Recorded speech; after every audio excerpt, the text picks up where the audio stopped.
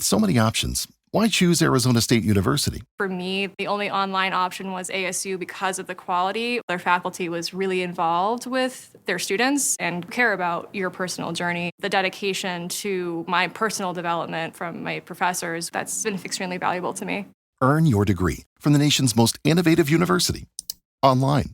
That's a degree better. Explore more than 300 undergraduate, graduate, and certificate programs at asuonline.asu.edu.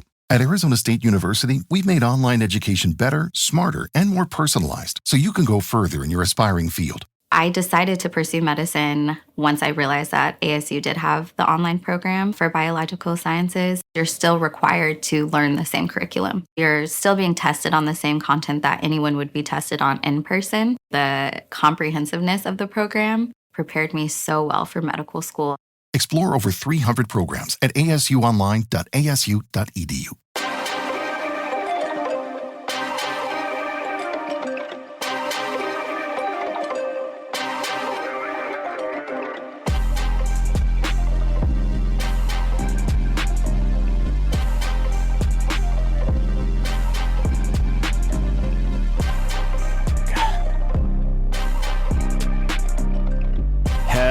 Hello, and welcome to this episode of Two Guys, One Fantasy Football Podcast. I am Addi the Nard Dog Narder, as JC likes to say, the sleaze bag, and I am joined by the illustrious Chow Chow champ, Scott Maltesta, and my boy JC, as always. Listen, I didn't say I didn't call you a sleaze bag. I said you put the sleaze in sleaze bag. I thought I almost got there. I mean, it's cool. It's fine. It's fine, I guess. If you don't know. If you ever forget what I call you, just remember that you're Captain Underpants. Yeah. Should lean with that. Yeah. Always. Still loving those unders this year. Scott, how you doing, brother? It's Thursday afternoon. Tomorrow's Friday, short day. I'm going to get to go on the field at the Giants stadium. Like a buddy won some raffle or something. Okay. Hit the field. I think we get to be in a box in the evening. So I'm on the road by like 1 o'clock tomorrow. So out of office. Nice. Damn, nice. Man. That's sick.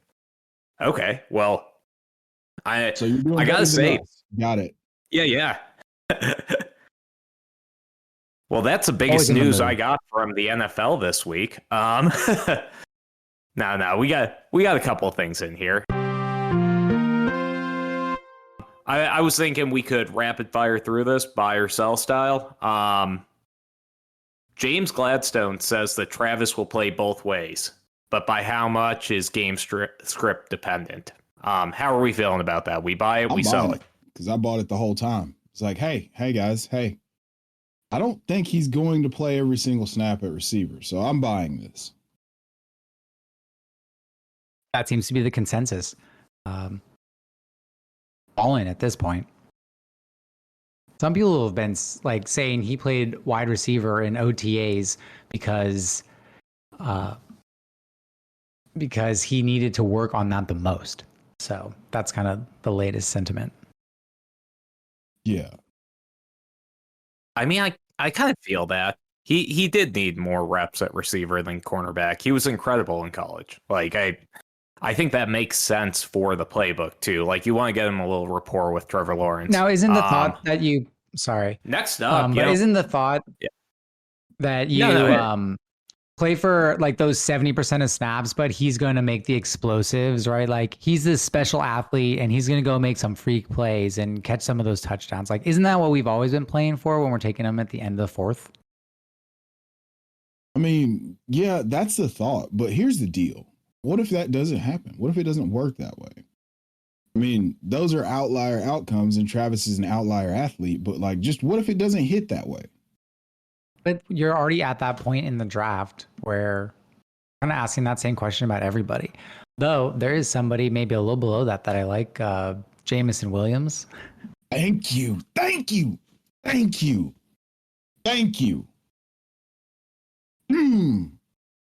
Why not? We can just end the podcast right now.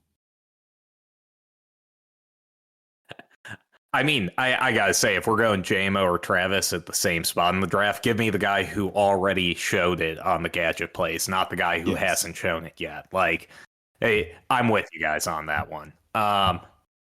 Aronde Gadsden, he has been absolutely tearing it up. Yeah, go for it. I mean, if you've listened to this podcast for any period of time, you know that I, myself, Chev, aka Chev Doer Sanders, aka Chev 90, aka your favorite podcaster's favorite podcaster, I have been saying for as long as I've known about Aronde Gadsden, this is a thing. We got the perfect landing spot. Greg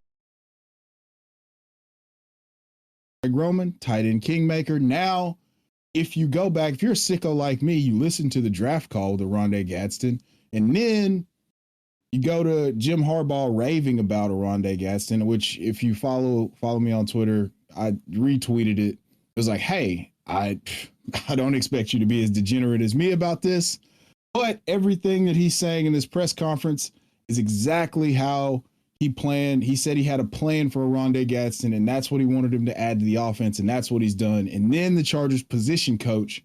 Hello, it is Ryan, and we could all use an extra bright spot in our day, couldn't we? Just to make up for things like sitting in traffic, doing the dishes, counting your steps, you know, all the mundane stuff. That is why I'm such a big fan of Chumba Casino. Chumba Casino has all your favorite social casino-style games that you can play for free anytime, anywhere with daily bonuses. So sign up now at ChumbaCasino.com. That's ChumbaCasino.com. No purchase necessary. VGW Group. Void where prohibited by law. 21 plus. Terms and conditions apply. Came out and said he's better than we thought he was, and he takes it very seriously. So again, we're going to temper our expectations for year one, but now I'm at the point where I have so much confirmation bias that I'm at the point where I'm taking him in the 18th round of underdog drafts. Ooh, spicy take there. I don't hate it because I love Justin Herbert this year. I think their offense is going to be a lot more balanced than people give it credit for. It's not like they have JJ McCarthy, Hellman, it there for Harbaugh. Like, he has somebody who can actually throw. Scott, are you buying the propaganda on him? Well, are we talking dynasty? Are we talking 18th round of an underdog draft? I mean, I think it kind of depends. How about I give you 3 other tight end names in that area, and you tell me who you're taking Gadsden over. So I got first. Okay. Let's start with Barner, AJ Barner from Seattle. Him or Gadsden? Gadsden, without a doubt. Gadsden. Okay. All right. Harold Fannin Jr. Gadsden. Fannin Jr. by a lot. Okay. Gadsden. And then Mason Taylor. Gadsden. Gadsden. Wow. Okay. And Taylor's going what, in 15th round right now in underdog drafts or something? And we're saying Gadsden 18th round or no? I mean, I'd say on a stacked team or a bring back where you need the third tight end, but 17th, is that too spicy? Who knows? At that point in the draft, it's all random. If you find a hit, you're the winner. Yeah. Yeah. Like, you could split. I mean, Scott, you're obviously the best ball expert. You could split that, and skew one way where you're probably out of 10 drafts, you take 6 Aronde Gadsden and 4 just field, I guess. I mean, I feel like there's a chance that he just explodes this year and he's like 13 points a game fantasy wise. And that just blows people's minds. And it's like, he got the perfect situation to do it. I know he's a 5th round pick, but he's not a regular tight end. He's not a regular 5th round pick. They have Conklin. They have Disley, who will probably resume more of his blocking role this year, but he's a 5th round rookie tight end. I think he could have some upside, but I'm in a pretty deep dynasty league in terms of bench, and I don't even know where he would fit in a tight end premium league right now. So, a little bit of camp hype. We don't want to get too ahead of ourselves. You said 6 out of 10. I would never be that exposed in the late rounds.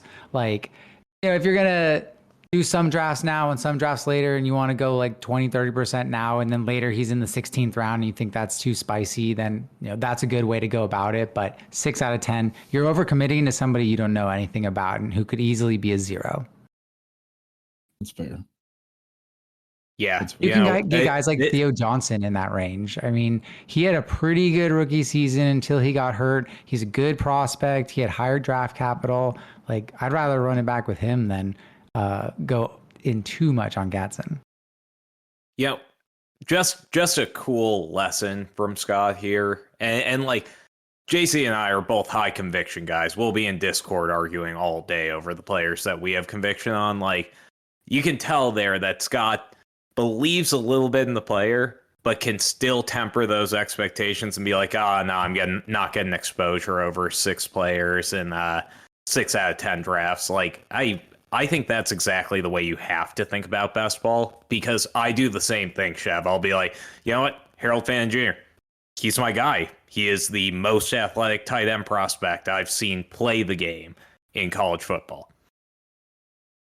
I'm just going to believe the hype. I'll have him on 5 out of 10 teams. Well, that's why we got the expert on, man.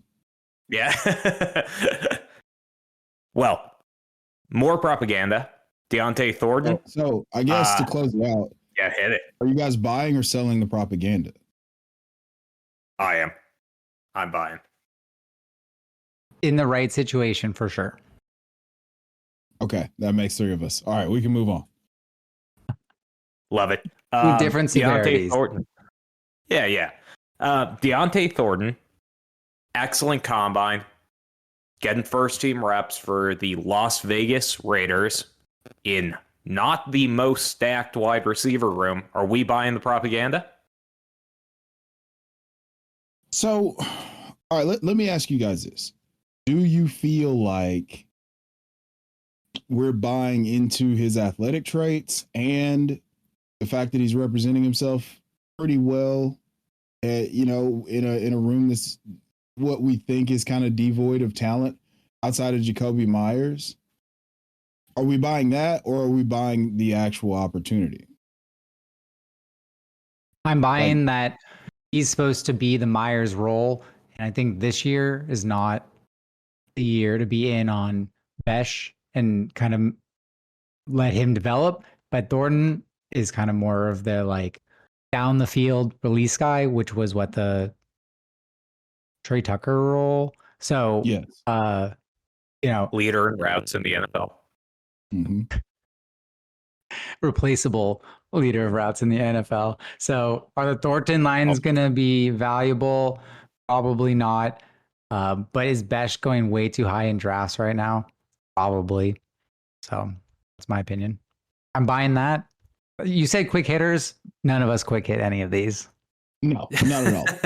Not at all. But I mean, again, it's June. We could stretch things out a little bit. So I think I'm going to sell this propaganda just because I don't want to believe they're just going to get a free 6'5", 205-pound, 4'3" wide receiver that's shown us that we just let all that slide. And, they've shown us that he's shown us that he's a big play wide receiver. He's shown us that he can, those traits. And so one thing I wanted to learn from was like seeing a guy do something and if that thing is be really athletic, then it translates a lot of times to the NFL, like Brian Thomas Jr. last year. Now, I'm not saying Deontay Thornton is Brian Thomas Jr. Obviously didn't get the draft capital, not walking into the exact same situation, but he scored on in breakers and like big posts and like catch and run stuff. And he could have that opportunity here. I don't know. 4th round pick in Dynasty. I'm all in because he's super cheap. Best ball, Scott said, cover your ears, Scott. I've been taking him quite a bit. In like the second to last round of the draft. Like a lot. You just take your favorite players in round 17 and 18. You don't like yes correlated or Yeah, I just take my favorite players too. Yeah. give me the rake. Give me the rake. Well, moving on, I see Cam Ward propaganda. I didn't know this. There's Cam Ward propaganda. Just that he's coming There's in late, Cam Ward propaganda. coming in early, staying there late. Like, what's the propaganda? He's everything that everyone imagined that he would be in terms of his leadership acumen, the way that he's raised the level of competition in every single practice. You saw the thing that went viral about him talking trash but listening to the play call and spitting it back out perfectly. He has all the tools. It's just a matter of now whether or not how relevant he could be for fantasy. I haven't touched him, no diddy, in best ball just because I'm like, oh man, it's so cheap that I probably should, but I just don't see the upside. But the propaganda is that Cam Ward's going to be good at American tackle football. I mean, He's if he's so good, cheap. Calvin Ridley is a fantastic stack. You got to be getting that guy in best ball. I have tons of Cam Ward. No, I've got a bunch of Calvin Ridley. I don't have a bunch of Cam Ward. Why not? He's so cheap. I don't have much either, but I ask myself every day, why not more Cam Ward? And I think, man, QB3, I really get that your QB3. Yeah. I really do think that, he could have a CJ Stroud-esque rookie season. Like 4,000 and 20 touchdowns. I mean, In the 15th round. I could see that. Yeah. Yeah. More Cam Ward. Hello, it is Ryan, and I was on a flight the other day playing one of my favorite social spin slot games on ChumbaCasino.com. I looked over at the person sitting next to me, and you know what they were doing? They were also playing Chumba Casino. Everybody's loving having fun with it. Chumba Casino is home to hundreds of casino-style games that you can play for free anytime, anywhere. So sign up now at ChumbaCasino.com to claim your free welcome bonus. That's ChumbaCasino.com and live the Chumba life. Sponsored by Chumba Casino. No purchase necessary. VGW Group. Void where prohibited by law. 21 plus. Terms and conditions apply. I didn't even know what the propaganda was, but I just think we should buy a little bit. Yeah, I mean,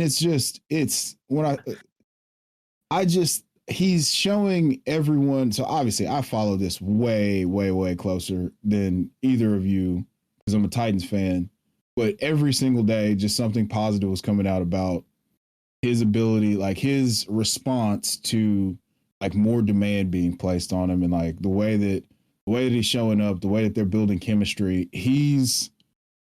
It's always encouraging to know that the quarterback's got the off the field aspects in terms of preparation and what it takes to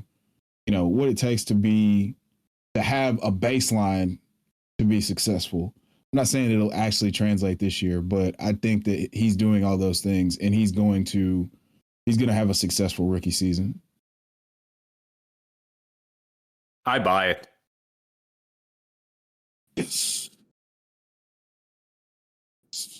But So are we selling on anybody here? We're just buying shoppers? We're just buying all the players. It's June. Let us have this, Scott. Come on. I'll sell the propaganda that Travis Hunter is going to play both ways predominantly every single game. Yeah, that's super duper fair. I hope he doesn't because I want him to turn into that in 2 or 3 years, and I don't want them to like break him. Because like that could be hard in the pros, man. Like I've seen too many Bears players get absolutely overwhelmed by bad coaching, and I'm not sure that I believe in Duval yet. But we do have some other. That was a good one. Do we want to do surprise offenses? Do you guys got an offense that's really sticking in your mind? I mean, I do, but we can cut this part out of the show. No, I want to hear it right now. What offense is it? Don't leave us in suspense here. Come on. Carolina. Love that one. Yeah. That was top of mind for me. Yeah. That was kind of, that's what I've leaned towards. I mean, really just Carolina and Atlanta. I mean, I feel like for what they could represent, I mean, Bijan's properly priced. And then I feel like Drake London could be a bargain based on, or light skin Al Gaib, as I will refer to him now. I think that he has wide receiver one overall potential. Kyle Pitts sucks, but yeah, those are the two offenses. Carolina first. Carolina's so cheap. Take your bet on Coker, Thielen, Xavier Legette in the later rounds. Chuba's appropriately priced, even though I think he could ascend to being even more than he was last year. And Bryce Young's pretty much free. And Rico Dowdle. Excellent third down back. Never Rico Dowdle. Oh, I have too much Rico Dowdle then. Heck yeah. Love that for one me. of my higher owned players. Why not? Great handcuff. Back to the 0 RBs, Here we are. I mean, we are due for a course correction. And it's usually rough. Well, yeah. I gotta say, I totally believe the Carolina take, because we're talking 3 offenses in that division that are all high scoring, high defense giving up points. Like, it tends to happen in division. We saw it last year with the AFC North. When Baltimore's secondary started falling apart, the entire division just opened up, and Jameis was throwing for like 500 yards and 3 touchdowns, 6 picks. But speaking of Baltimore secondary, Jair Alexander signed there recently, setting up a pretty crazy secondary for the Ravens. And that is our last news item. I'm getting us right into our topic, players to avoid in each round. So I get to start us off here, and I was actually corrected early on that Brock Bowers is no longer going in the first round of underdog drafts, which is awesome to see. Thought that was a crazy pick. 18 is a lot more palatable. So I went with his teammate, Ashton Jeanty. And this is nothing against the talent, but I would say the same thing about Bijan a couple years back. Said the same thing about Jahmyr Gibbs a couple years back. Said the same thing about Clyde Edwards-Helaire, and then traded for him after he scored 100 or had 150 yards and 2 touchdowns against the Texans, because I believed the hype and thought he could break tackles. And I know that rookie running backs are often inconsistent in the role they get coming out of training camp. And they have Raheem Mostert, they have Zamir White, they have Sincere McCormick, and they said they have 4 running backs on the team, which means that Jeanty is not getting the 35 carries game he should be. Yeah, we really haven't seen rookies in the first round step up in recent years. And I don't know, what was the last first round fantasy rookie that paid off? It would have had to. It would have had to have been Saquon. Saquon's definitely in there. Breece Hall was he in the first? Breece Hall wasn't the first round. Breece Hall wasn't the first round guy, though. I mean, people were arguing with me that he and Michael Carter were going to split touches evenly. Jeanty will be great and he'll have great games, but I think people sometimes overlook the value that you need to get out of your first round pick. And you really need somebody who can be the number 1 at their position, which I don't know if Jeanty can be the number 1. Yeah. Well, okay. So I'm torn on this one because I feel like he's going to get the workload. He does have a pass catching background as a running back, and Pete Carroll likes to establish it. I just don't know how good this offense is. So I'm fine with that pick, just because it's kind of unknown. If you were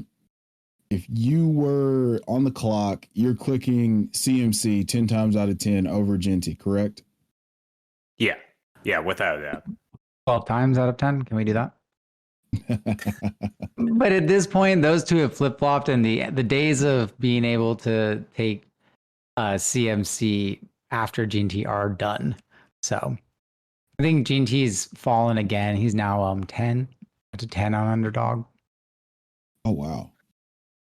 Now, at that point, now that's a different discussion for a different day. So I'm going to move on to mine, and mine is Bucky Irving. Yeah. I'm going with Bucky Irving here. I just feel like we might be drafting him at his ceiling. I don't know how much higher. I don't know how much higher we can get. I don't know that he's going to, in games where he handled most of the workload, I think he was 19 points a game, basically for the back half. That back half post bye, I think they had a week 11 bye, and after that, Bucky was about 19 points a game. 1 RB1 finish, I think 2 or 3, multiple top 5 finishes down that stretch. But if, for example, we had a regression in efficiency, but we don't get, he averaged 5.4 yards a carry this year. If he's at 4.5 or 4.4 and he's not creating those same explosives, which is a finicky thing. I mean, we saw Devon Achane go from 7.5 yards a carry down to like 4.5 yards a carry. And he made up for it with playing with just sheer volume because he was catching passes. But I don't know that that's going to be the case because Rachaad White's still going to play snaps. I mean, Bucky Irving did what he did on a 50% snap share. He was the only running back since Alvin Kamara to do that. 1,500 yards from scrimmage in, 50% or less snap share. So I feel like if we're being honest, we're taking him at his absolute ceiling, and I'm just willing to be wrong that some players in the same range, in the same round, early or late, have higher ceilings that I would be more into. Okay, so some of the names right next to Irving, and I completely agree with your take here on him being drafted at his ceiling, but going before him, you got Brock Bowers, Lad McConkey, Jonathan Taylor. And then after him, you have Rashee Rice, who's now moved up into the second. T. Higgins, Josh Jacobs, Trey McBride, Garrett Wilson, Marvin Harrison. It's that's where you kind of hit a teardrop. And who are you taking in that range? I would take Jacobs. I would take T. Higgins. I would take Ladd. I would definitely take Rashee Rice. I know Addi loves that. I would. That's the only one I wouldn't take over Bucky. Every single other player I would have. It's Marv, it'd be a toss up between he and Marv. Who has higher ceiling this year, Marv or Bucky? Has to be Marv. That's the thing. Is like you want to believe that it's Marv, but the floor is so much higher for Bucky that it makes it a really interesting toss up. But then you start to have to build out Cardinal stacks, and that's a little bit different. Well, I love the Murray pick at 90, again sitting in that range, and then Wilson, clearly the wide receiver too, going in the 170 range. So I do like stacking Arizona and Trey Benson. So we know all about our love for Trey Benson. Yeah. Trey McBride Scott, too. Dude, fun offense. Who you got, Scott? I do like Trey McBride here with his Bucky pick. Like, if we really think Brock Bowers is that good, why is Trey McBride not that good? Interesting. I learned that he didn't score that many touchdowns in college either.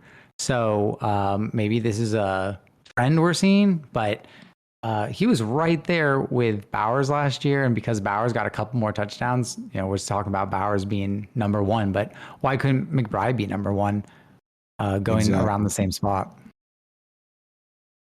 T. Higgins. Okay, I love T. Higgins, but without an injury to Chase, are we just saying, well, he's healthier this year and he'll just be wide receiver 8 on the season? Is that his upside case? Wide receiver 6?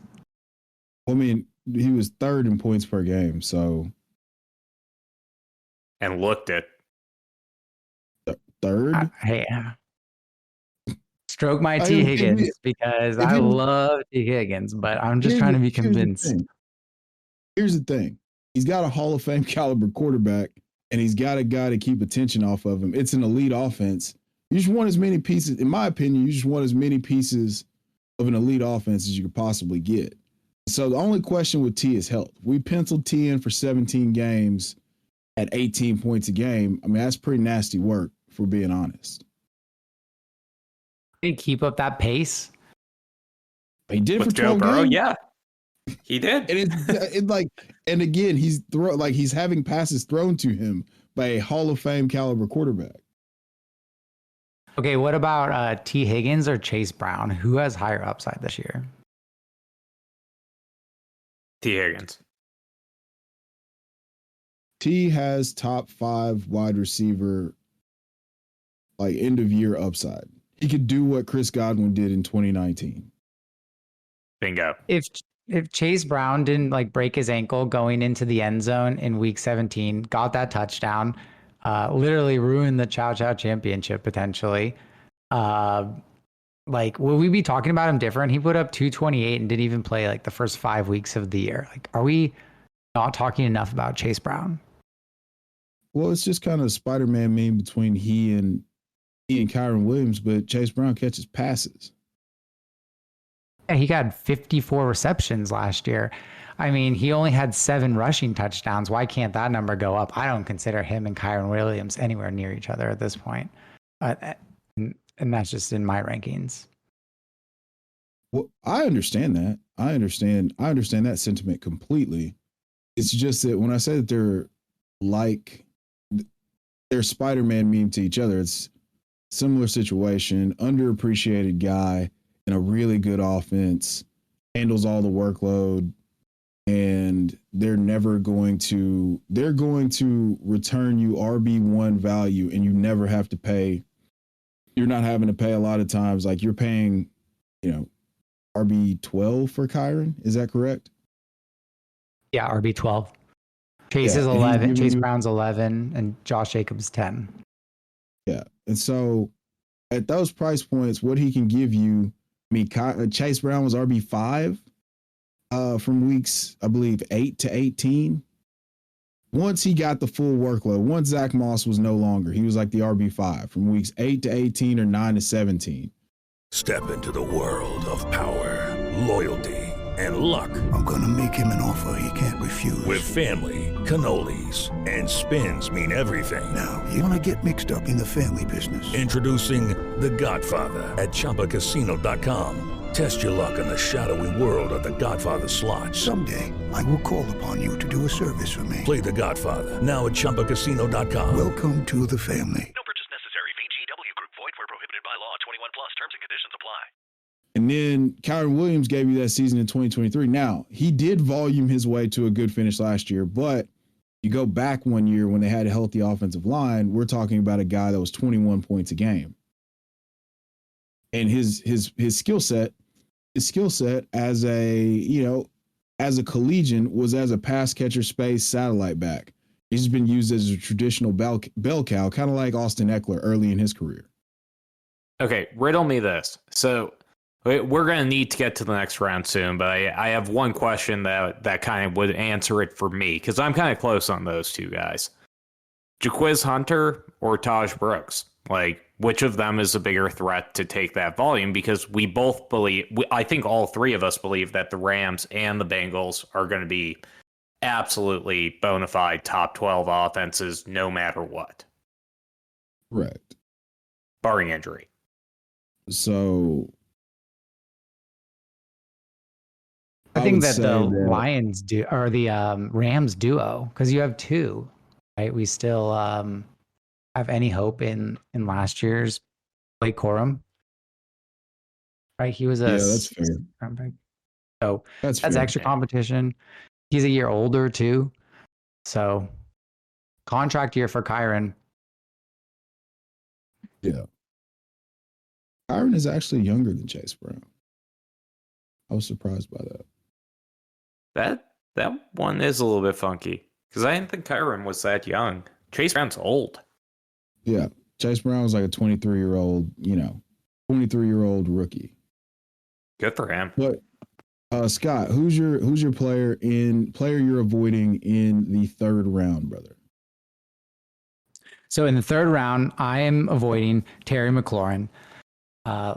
Loved him last year. Almost took my wife and I to a championship in her work league. Had 13 touchdowns last year, and we're looking for some regression to that. He only had 82 catches where he had 1,100 yards, but only twice was over 2.0 yards per route run. So he had a career low in efficiency, 1.75 in 2024. And Washington has a harder schedule this year. They had a pretty easy path. And with their success, they have more challenging opponents on defense this year. And I'm struggling to draft McLaurin right now. Yeah. I love that call. I love that call a lot. I mean, yeah, it's really tough, man. I thought that he would command such a large target share, but it wasn't. And I thought he would volume his way to, 85 to 100, 100 catches, 1,300 yards and like 7 touchdowns. I thought that was how he would get there. The touchdown regression is inevitable. I think he doubled his career high in touchdowns, which was 7.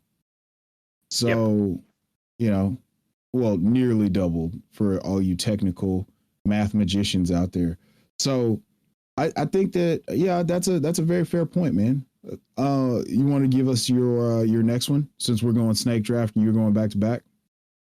All right, here in round 4, I've been throwing some Chicago love on this podcast, but today that ends, at least for DJ Moore.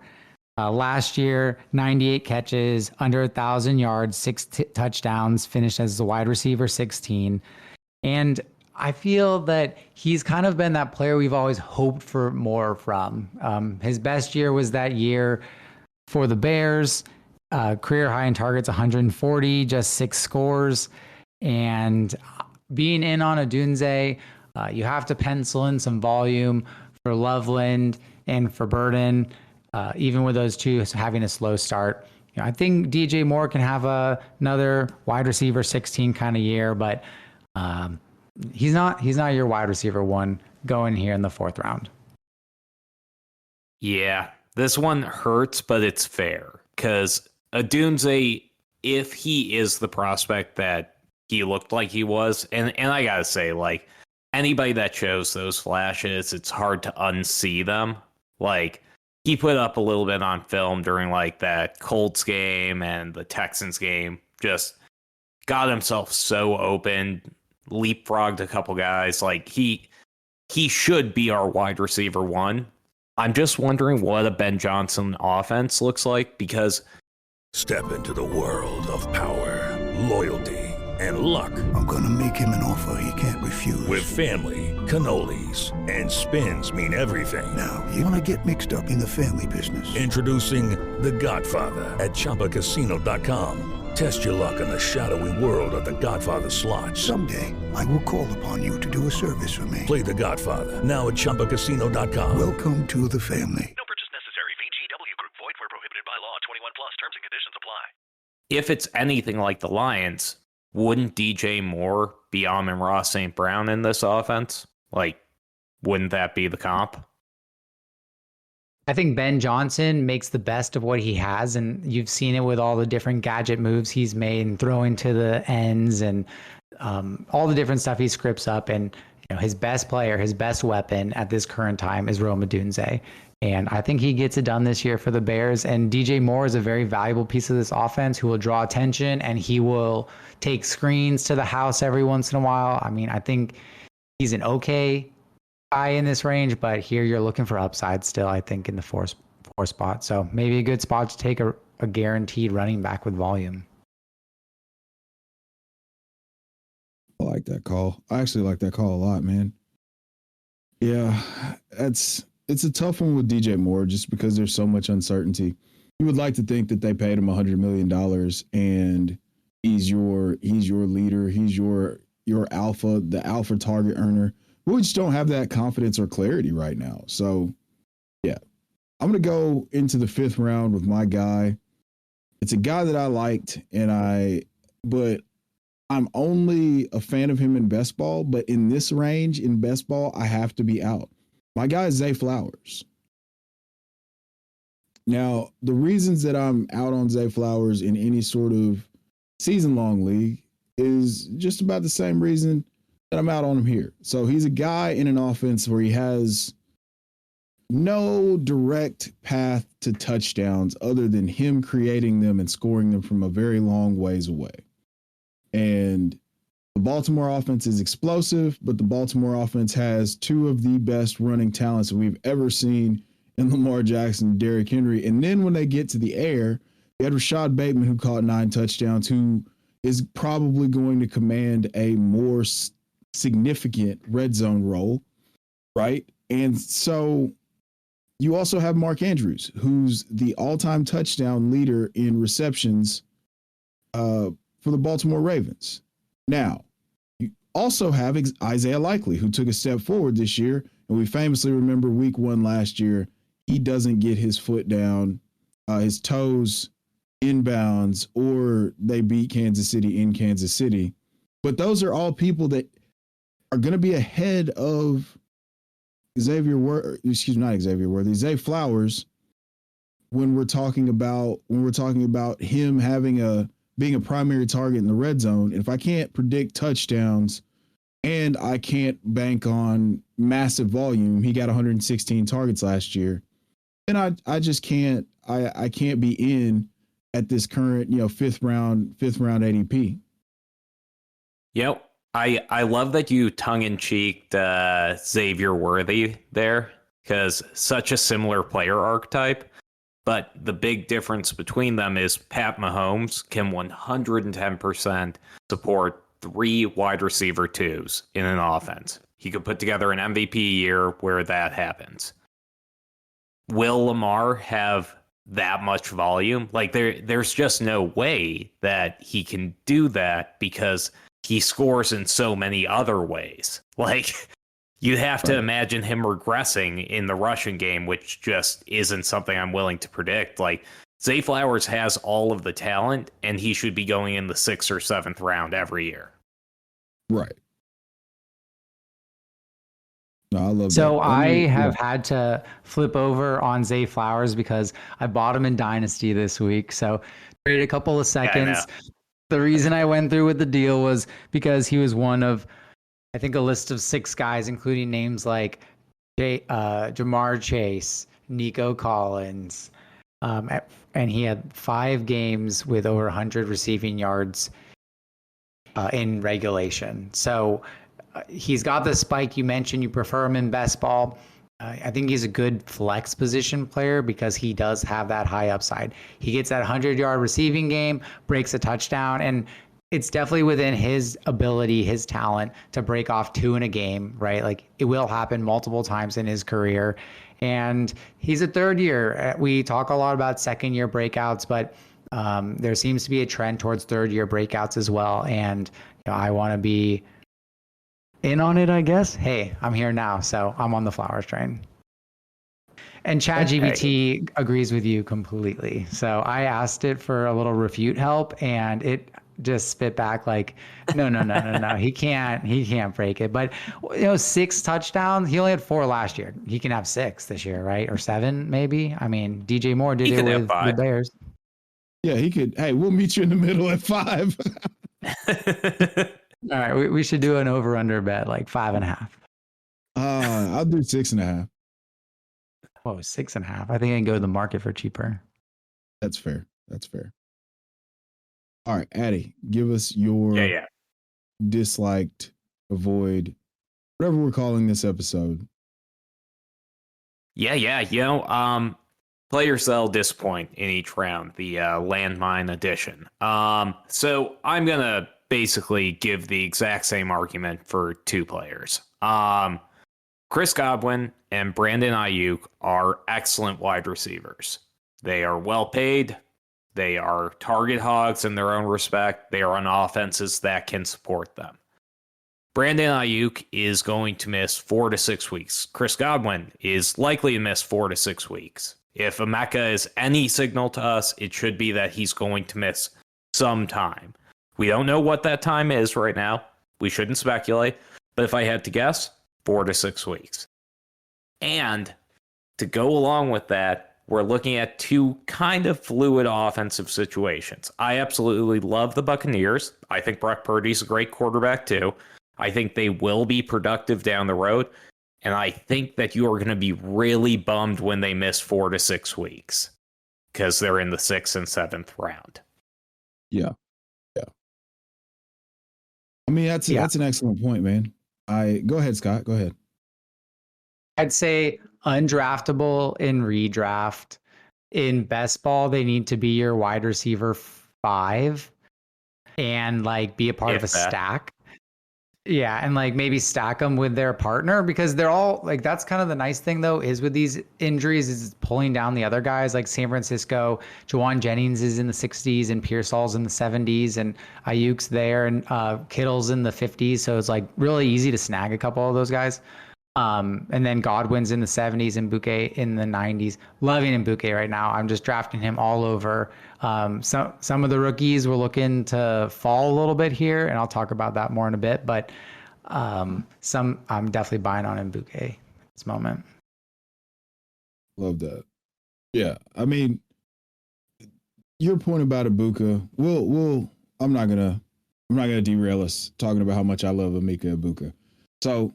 He's great. You got in round 8. I was once a Pittman truther. I was once a resident of Pity City. I was once a believer that he was the chosen one from USC, a big-bodied X receiver that could just lead us to fantasy goodness. I thought he was like light-skinned Al-Gaib, but he's not. Michael Pittman Jr. is my least favorite player in the 8th round. I'm so sad about that one. I'm so sad, man. Come on. Like, what about Pittman shows that he can't do it eventually? He just won't do it this year. Like in underdog and redraft, you can't draft him because I just don't believe it with Daniel Jones. Like, but I can't even make an argument for the guy. I'm sorry. I was buying him in the 10th round, but now that he's in the 8th, I'd say he's pretty expensive. I'd rather buy his wide receiver partner, Josh Downs, who's been flying up the board as of late. So also made a move in another dynasty league to get Downs on my team, thinking that there's a little bit more upside there that we haven't quite seen yet. He was derailed early last year by a training camp injury, and then we had some accuracy problems. But man, he has been good against man coverage. So you'll have to monitor him, or if he's a flex player and in more of a zone opponent, you might have to consider your take that day. But Josh Downs to rip up the NFL this year. I agree. Nah, dude. I'm a big Josh Downs guy. Big Josh Downs guy. Dude, they had a first round rookie last year, Adonai Mitchell, who flashed a little, not all the way, but a little. Second round. Ryan Adonai Mitchell in the 18th round over Thornton for sure. Yeah, but like it's a crowded wide receiver room. Alec Pierce is getting targets too. Like, how many good targets are coming from a Colts quarterback on a week-to-week basis? Because I don't think it's over 25. Hey, Josh Downs already got a 25% target share last year. And that's going up or down? You choose. Ryan Seacrest here. When you have a busy schedule, it's important to maximize your downtime. One of the best ways to do that is by going to ChumbaCasino.com. Chumba Casino has all your favorite social casino games like spin slots, bingo, and solitaire that you can play for free for a chance to redeem some serious prizes. So hop on to ChumbaCasino.com now and live the Chumba life. Sponsored by Chumba Casino. No purchase necessary. VGW Group. Void where prohibited by law. 21 plus. Terms and conditions apply. 25% of a shit sandwich is still a shit sandwich. Yeah. Until it turns into 16 points a game fantasy wise, you can get it. Might. You can get it. I mean, the only reason Michael Pittman's been good is because he commanded 150 targets. He was a target hog, and now he's no longer a target hog because they have somebody who's actually good at American tackle football. And so they've got Josh Downs, they've got Adonai Mitchell, they've got Tyler Warren. I'm going to buy the guy who's going to get the lowest ADOT targets and do the most with them after the catch. I'm going to buy that guy because I think he's more than just a more, you know what? This wasn't supposed to be how much does JC love Josh Downs thing. So Scott, why don't you give us your 9th round avoid? So in the 9th round, I'm avoiding Sean Payton's Joker himself, Evan Ingram. Evan Ingram is within a big tier here of tight ends. Tight end is such a touchdown-dependent position. And just like my last pick, I feel like Evan Ingram's whole career has been more hope than reality, particularly in a half-point PPR format like Underdog is. I am just avoiding this tier of tight ends and letting it fall to the area of Kraft. Yeah, there we go. Njoku, and even Kincaid and Ferguson, I think, have just as much upside as Evan Ingram. And I'm interested only when he's falling and on a Denver team. So. Well. Yeah, I'm fully in line with that. I'm lockstep with you. I personally think that, well, from a dynasty perspective, obviously I want Tucker Kraft anywhere and everywhere in every single one of my lineups where I can get him. And, you know, Evan Ingram's a win now play, but I still think you could wait and construct a very strong roster, being able to avoid Evan Ingram in the 9th round. Who's your 10th rounder, Scott? Give me a moment. Give me a moment here. I gotta combat the Evan Ingram hate. We just can't move past that real fast. I was trying to get us through. I know.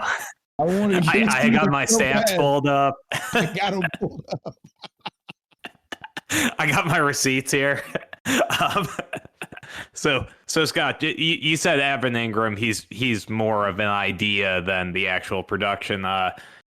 The 2023 tight end 2, the 2022 tight end 5, the 2017 tight end 5, tight end 13, 2018, and he was 33 in only 9 games last year. I feel you. Don't disrespect my boy Evan like that. Hey, that's some good numbers. I can hear good receipts. I'm happy to move a little bit. I'll move my percentage up from 5 to 7, just for you. I'll keep mine at 13. Move it on. Hey, that's why we do this, right? Gotta get some clarity, some refreshness on this world of not enough people talking football because it's June. Yeah. You know, yelling about Evan Ingram in June is the key to being a good fantasy football analyst. That's the quintessential. That's a big part of it. That shows your dedication to the fantasy football gods.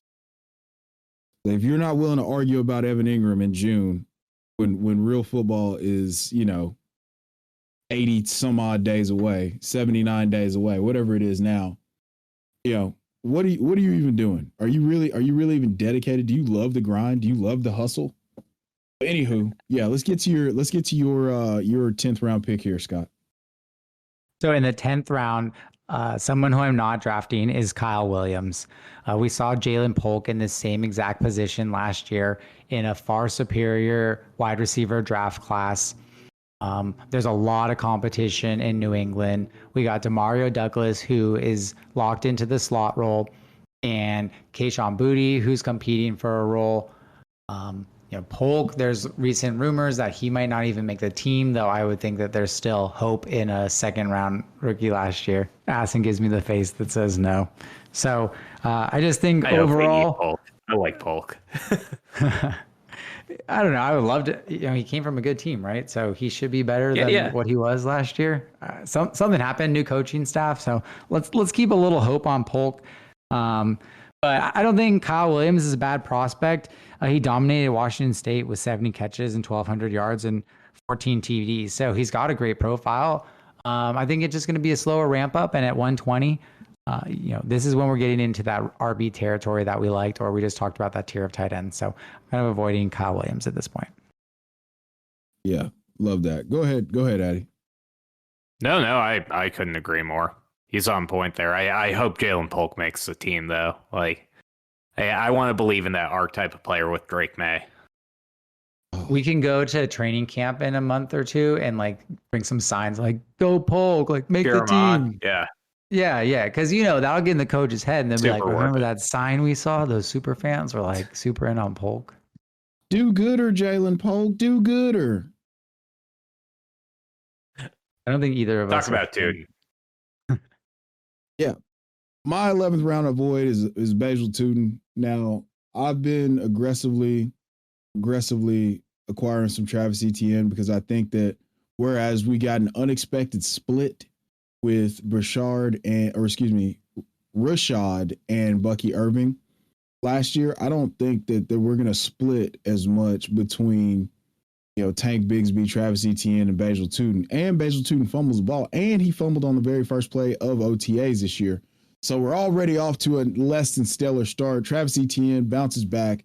We've got to let go of the hurt from 2024. Sometimes players do weird stuff, and if you're not, just a stallion, a unit of a human being like Derrick Henry, you just never everybody's entitled to a down season. So I'm firmly in the camp of Travis Etienne. That being said, I have to avoid Basil Tootin in this range just because I'm gonna construct my roster differently. I would rather I'm gonna be honest with you. I'll probably just reach on a guy I could get a little bit later, but in all honesty, I'd probably reach on like Cedric Tillman here if I don't like anything that's happening on the board. Just I don't have to do that, but if I get stuck and like there's a bunch of players off the board that I don't like, I just take Cedric Tillman. Just build be damned. I know Scott hates that. Well, that'd be you'd be skipping all the 0 RBs we talked about last week. So maybe you could wait a little bit longer. You can reach on him like 10 picks, not like 30. Tootin is going at 123.5 right now. He also has competition from the 7th round draft pick. And I'm buying on ETM as well. Yeah, the Quinn Allen, right? Yep, bingo. I'm buying on ETN, fading on Tootin. And a lot of people love Bigsby. The fact that Bigsby is going, oh my gosh, 155, like 30 picks later, you got to buy that deal on Bigsby instead. Yeah. Yeah. No, I would much rather. But people watch the combine and figure, oh man, this guy's got to be good. He's super good because he runs fast. So, Addy, who's your round 12? Yeah, I'll make this one short and sweet. Colston Loveland. We got 2 Chicago Bears on here, which is terrifying. Don't love to see that this early in the offseason. But, love to see that. Rookie tight ends don't break out every time, and we are taking him right around Jonnu, Njoku, and Warren. Those are 3 high upside players versus a guy who might not be the tight end 1 on his team to start this year. And I don't love that. Cole Kmet's hurt me a couple times, dude. He's got butterfingers. It happens every year, but they're gonna play him, right? Like Ben Johnson called him on draft night and said your role's the same. Yeah. Yes, I'm definitely worried about that competition. And on top of that, coming in with a shoulder injury, I know he's on schedule, but he still missed OTAs. He's still missing his reps. He's not going to come in full speed, full strength. And as you said, that more often, we're really fazed by what's happened the last couple of years with Bowers, with Laporta. But before this, we used to say this sort of thing about like TJ Hawkinson, who completely failed his rookie year. So I think he'll have games, particularly late in the season. I think you can take him in best ball, kind of fall in or in a stack. But in terms of if you're going to do a dynasty draft right now, I try to trade for him later in the season than grab him right now. So I totally agree with your fade here. Close us out, JC. Any last arguments on Colston? No, I'm completely comfortable not taking him in that range. I would much rather pass just because we don't we don't even know if he's going to be starting. We could say that they're going to run a ton of 12 personnel, but we don't know that for sure. So I'd just rather take my money and spend it elsewhere. How about Warren? I'm like really warming up on Warren right now. He was the number one prospect, maybe not on the Bears board, but on a lot of other boards. I know we've been talking about a lot of on Bears fans boards. Yeah, so actually this brings up a really interesting dynasty trade prospect that I have for you guys. So I'm flipping the coin here, but I've been offered Garrett Wilson, Breeze Hall, for Bowers. I also have the 106 in our draft, and it seems like everybody in front of me is obsessed with running backs. So that should comfortably leave me Warren at the 106. You make the trade and get Breeze Hall and Garrett Wilson. I take the Breeze side. How much is is there a tight end premium? Yeah, sorry, tight end premium 1.5. 1.5. 1.5 PPR versus a standard PPR. Half PPR versus standard PPR. Like wide receivers get 1, tight ends get 1.5. Right.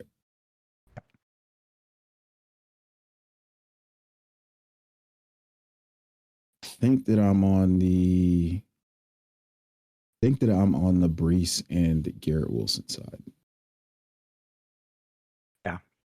Yeah. I mean, having Brees is an upgrade for me in my lineup on ETN. And we think Brees is a good prospect. Sell out on Bowers high. I mean, it's hard to be any more valuable than he is in this moment, right? Yeah. Yeah. I'll also get a random third next year. Unless he's just, quite literally the greatest tight end of all time, statistically. Like he could be. Yeah, a cross between Gronk and prime Travis Kelce. If that's the bet, then don't take that deal. Yeah, but who Gronk and prime Travis Kelce didn't play with was Geno Smith. And I will close us out on that wonderful note because that is a great end beat. Thank you guys for listening tonight. We were 2 Guys, 1 Pod FF. Find us on Twitter, YouTube, Instagram, and the TikToks. Also at Duck League Champ. And we are live at League Champ on the App Store and Google Play. So check us out there too. Got a really cool feature coming out this weekend. I'm Chev Sanders. Find me at Chev90 on X. There's a link tree. Go look at that to find all the things that I'm working on. Scott, where can we find you? At Maltesta on X. And enjoyed being here again. I really appreciate the invite. Well, you're welcome anytime, brother. We close it out with Drake London. Wait, George. I get nervous sometimes. Sorry. Michael Pittman forever? Michael Pittman never. Drake London forever. Have a great night, everybody.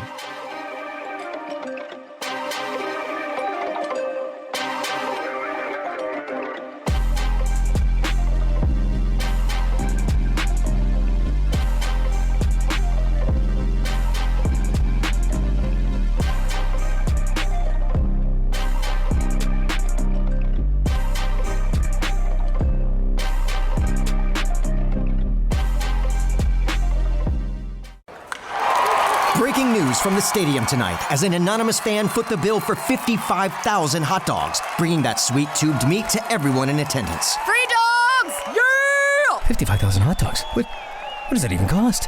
While the identity of this Frankfurter philanthropist remains anonymous, their all-beefy generosity will go down in history. The new Mega Millions. More to win means more to give. How you spend it is up to you. Yeah! For game odds and details, visit SCEducationLottery.com. Step into the world of power, loyalty, and luck. I'm gonna make him an offer he can't refuse. With family, cannolis, and spins mean everything. Now, you wanna get mixed up in the family business. Introducing The Godfather at ChumbaCasino.com. Test your luck in the shadowy world of The Godfather slot. Someday, I will call upon you to do a service for me. Play The Godfather now at ChumbaCasino.com. Welcome to the family.